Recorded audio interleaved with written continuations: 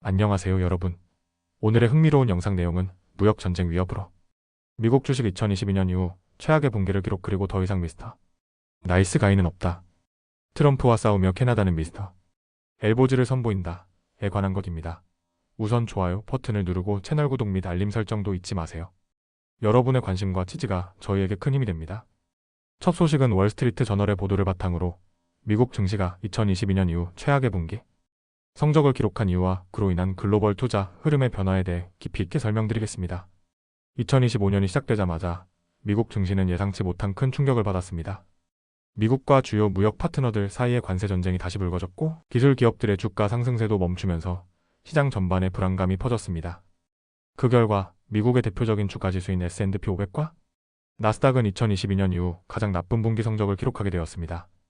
트럼프 대통령과 공화당이 다시 정권을 잡은 이후 감세와 규제, 완화 같은 친기업 정책이 펼쳐질 것이란 기대감에 지난해 말까지만 해도 증시는 화랑이었습니다.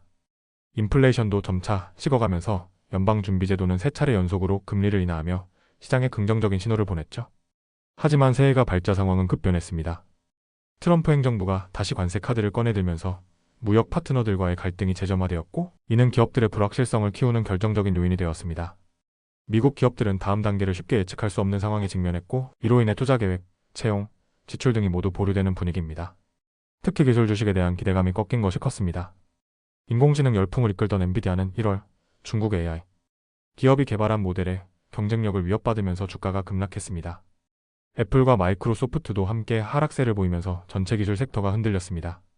이처럼 미국 시장에 대한 불확실성이 커지자 일부 투자자들은 시선을 유럽으로 돌리고 있습니다.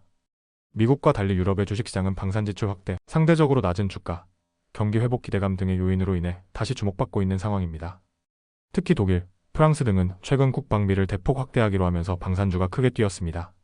독일의 라인메탈은 주가가 2배 이상 뛰었고 프랑스의 탈레스도 77% 상승했습니다.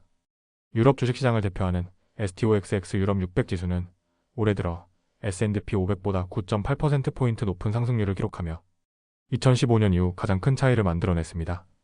미국의 달러 가치가 약세를 보이는 것도 유럽 자산에 대한 매력을 높이는 요인입니다. 글로벌 자산 운용사들 사이에서는 이제 유럽 주식이 몇 년 만에 진정한 투자 대안으로 떠올랐다는 평가도 나오고 있습니다. 그러나 유럽 주식의 이런 강세가 과연 지속될 수 있을지에 대해서는 여전히 의문이 많습니다. 유럽이 장기적으로 미국을 따라잡기 위해서는 규제 완화와 같은 기업 친화적인 정책이 지속되어야 하고 생산성 향상도 반드시 뒷받침되어야 하기 때문입니다.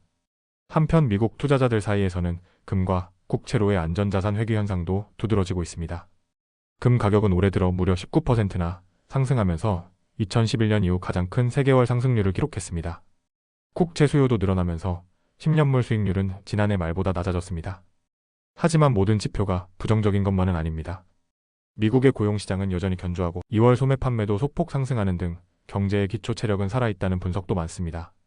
일부 전문가들은 미국이 무역 정책만 명확히 해준다면 기업들이 다시 자신있게 투자와 채용에 나설 수 있을 것이라고 보고 있습니다.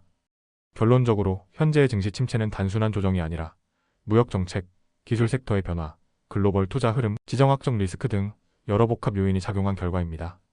미국 증시는 여전히 기술적 경쟁력을 바탕으로 긴 안목에서 보면 매력적인 시장으로 남아있지만 단기적으로는 유럽 등 다른 시장이 더 좋은 수익처가 될 수도 있다는 시각이 점점 커지고 있습니다. 앞으로 어떤 정책 결정이 이어질지, 그리고 글로벌 자금의 흐름이 어디로 향할지 계속 주목해야 할 시점입니다. 다음 소식은 월스트리트 저널의 보도를 바탕으로 캐나다와 미국 사이의 긴장이 어떻게 전통적인 스포츠인 하키와 엮여 새로운 정치적 움직임으로 번지고 있는지를 흥미롭게 풀어보겠습니다. 특히 엘보즈업이라는 독특한 이름의 국민적 캠페인에 대해 소개드릴 텐데요. 이 이야기는 단순한 뉴스가 아니라 감정과 역사, 정체성이 얽힌 생생한 드라마입니다. 2025년 3월 캐나다는 더 이상 착한 나라 이미지로는 만족하지 않고 있습니다. 미국과의 무역 긴장이 고조되자 캐나다는 이제 팔꿈치를 올리며 자신들의 의사를 강하게 표현하고 있습니다. 그 중심에는 바로 고디 하우라는 이름이 있습니다. 하우는 캐나다 하키의 전설이자 냉혹한 플레이로 미스터 하키는 물론 미스터 엘보즈라는 별명까지 얻은 인물입니다. 그는 경기 중 상대의 턱에 날리는 팔꿈치 공격으로 악명이 높았고 지금 캐나다는 그의 투지를 상징으로 내세우며 엘보즈업 운동을 시작했습니다. 이 운동은 단순히 유쾌한 퍼포먼스에 그치지 않습니다. 트럼프 대통령이 미국, 캐나다 무역 관계를 압박하며 캐나다를 미국의 5첫 번째 주로 만들겠다는 발언을 한 뒤 많은 캐나다인들은 분노했습니다. 미국산 제품을 거부하고 여행을 줄이며 심지어 아메리카노 대신 캐나다노라는 메뉴를 커피숍에 등장시켰습니다. 오타와에 있는 한 상점 주인은 사람들이 정말로 화가 났습니다.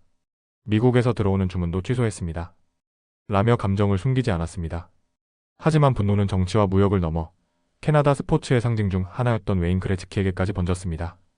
그레츠키는 미국 대통령 취임식에 참석해 트럼프의 슬로건이 적힌 모자를 쓰고 파티에 함께한 사실이 알려지면서 캐나다 내에서 배신자라는 비난을 받고 있습니다. 엘버타주 에드먼튼에서는 그레츠키의 이름이 붙은 고속도로의 명칭을 바꾸자는 청원에 무려 1만 4천 명 이상이 서명했고 오일러스 경기장 앞에 세워진 그의 동상이 훼손되는 사건도 있었습니다. 그레츠키를 옹호하는 목소리도 있습니다. 또 다른 하키 영웅 바비 오어는 그레츠키는 고국 캐나다의 자랑스러움을 안겨준 인물이다라고 말했고 트럼프 대통령조차 그레츠키는 캐나다를 위하는 사람이라며 방어에 나섰습니다. 하지만 그 목소리는 분노한 대중의 파도에 묻히는 분위기입니다. 그렇다면 이 엘보즈업 운동은 어디서 시작된 걸까요? 그 계기는 뜻밖에도 코미디언 마이크 마이어스의 한 방송 출연에서 나왔습니다. 미국의 유명 코미디 프로그램인 세터데이 나이트 라이브 무대에서 그는 캐나다 국기가 그려진 티셔츠를 입고 캐나다는 매물로 나와 있지 않다는 문구와 함께 팔꿈치를 치켜들었습니다.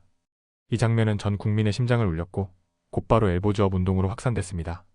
마이어스는 정치 경력은 없지만 강력한 대중적 영향력을 가진 인물 마크 카니를 지지하며 트럼프 대통령과 정면 대결을 예고했습니다.